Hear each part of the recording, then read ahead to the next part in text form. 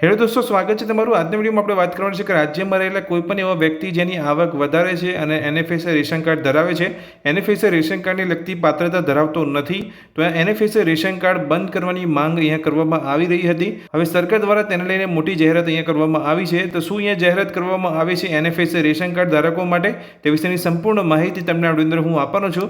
જો તમે ચેનલ પર પહેલી વાર આવ્યા હોય તો ચેનલને સબસ્ક્રાઇબ કરી લેજો। ચલો વિડીયોની શરૂઆત કરીએ। તમે જોઈ શકો છો નાગરિક પુરવઠા મંત્રી કુંવરજી બાવળિયાની જે સ્પષ્ટ અહીંયા કરવામાં આવી છે કે રાજ્યમાં પાત્રતા ધરાવતા હોય તેવા કોઈ લાભાર્થીનું એનએફએસએ રેશન કાર્ડ રદ નહીં થાય। જો તમે એનએફએસએ રેશન કાર્ડની પાત્રતા ધરાવતા હશો, તમારું જે રેશન કાર્ડ અહીંયા કેન્સલ કરવાની જે કંઈ માંગ કરવામાં આવી હતી, તો અહીંયા જો તમે પાત્રતા ધરાવતા હશો તો તમારું એનએફએસએ રેશન કાર્ડ રદ નહીં થાય। અહીંયા જોઈ શકો છો કેન્દ્ર સરકારે મોકલેલી યાદી મુજબ રાજ્યમાં 56,57,519 કાર્ડ શંકાસ્પદ છે। સંપૂર્ણ માહિતી તમે અહીંયા જોઈ શકો છો કે રાજ્યના અન્ન નાગરિક પુરવઠા મંત્રી કુંવરજી બાવળિયાએ જાહેર કર્યું કે રાજ્યમાં પાત્રતા ધરાવતા કોઈપણ લાભાર્થીનું એનએફએસએ રેશન કાર્ડ રદ કરાશે નહીં।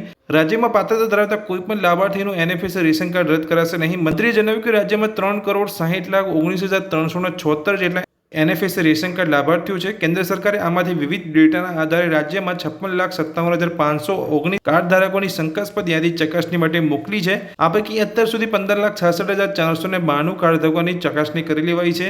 બાકી ચકાસણી ઝડપથી પૂરી કરાશે। મંત્રીના જણાવ્યા મુજબ પ્રમાણે ગુજરાતમાં ખેડૂતો પાસે પિયતવાળી જમીન હોય અને 2 પાક લેવાતા હોય તેવા કિસ્સામાં લાભાર્થીના હિતમાં 5 એકર એટલે કે ડબલ જમીન તથા પિયતના સાધનો હોવા છતાં વર્ષમાં એક જ વખત પાક લેવાતો હોય તેવા કિસ્સામાં ખેડૂત પાસે જમીનની મર્યાદા 7.5 એકર નક્કી કરવામાં આવી છે, જેમને એનએફએસએ રેશન કાર્ડમાં સામેલ કરાયા હતા। જે એનએફએસએ રેશન કાર્ડની જે પાત્રતા છે તમે આ જોઈ શકો છો કે મંત્રીના જણાવ્યા પ્રમાણે ગુજરાતમાં ખેડૂત પાસે પિયતવાળી જમીન હોય અને 2 પાક લેવામાં આવતા હોય તેવા કિસ્સામાં લાભાર્થીના હિતમાં 5 એકર એટલે કે ડબલ જમીન તથા પિયતના સાધનો હોવા છતાં વર્ષમાં એક જ વખત પાક લેવાતો હોય તેવા કિસ્સામાં જમીનની મર્યાદા 7.5 એકર નક્કી કરવામાં આવી છે, જેમને એનએફએસએ રેશન કાર્ડમાં સામેલ કરાયા છે। આ જે પાત્રતા છે એ પ્રકારે તમારી જો અહીંયા પાત્રતા ધરાવતા હોય તે જ રેશન કાર્ડ ધારકોને અહીંયા એનએફએસએની અંદર સમાવેશ કરવામાં આવશે।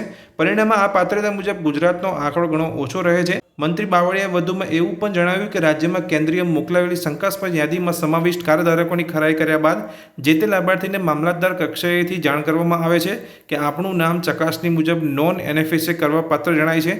જે પણ ખેડૂત કે જે પણ વ્યક્તિ જે આ પ્રકારની પાત્રતા નહીં ધરાવતો હોય તો તેમનું નામ એનએફએસએમાંથી નોન એનએફએસએમાં ટ્રાન્સફર કરવામાં આવશે। જો તમે ખરેખર પાત્રતા ધરાવતા હોય તો પુરાવા રજૂ કરવાના રહેશે।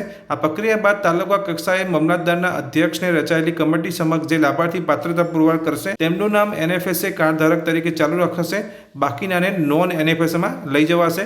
તો જે પણ અહીંયા એનએફએસએની જે પાત્રતા છે એ પ્રમાણે અહીંયા પાત્રતા નહીં ધરાવતો હોય તો તેવા લોકોનું અહીંયા રેશન કાર્ડ જે એનએફએસએની અંદર છે તેને નોન એનએફએસએની અંદર અહીંયા લઈ જવાશે। તો એનએફએસએ રેશન કાર્ડ ધારકો માટે અહીંયા એક મહત્વની જે જાહેરાત કરવામાં આવી હતી તે વિશેની માહિતી મેં તમને અંદર આપી। આ માહિતી તમને ગમી હોય તો વિડીયોને લાઇક કરજો। ચેનલ પર પહેલી વાર આવ્યા હોય તો ચેનલને સબસ્ક્રાઇબ કરી રાખજો। Thank you.